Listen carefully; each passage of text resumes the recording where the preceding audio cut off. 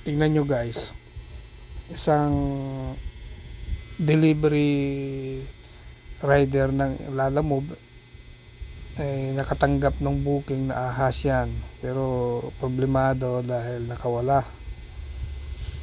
Ayan, kawawa naman kasi nahihirapan siya manghuli.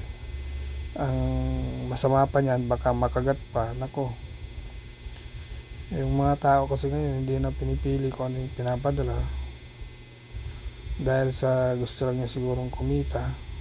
Yan guys, oh. So inaccept niya yung booking, diba? Yan. Yan, oh. Inuhuli niya yung ahas. Kawawa naman, oh.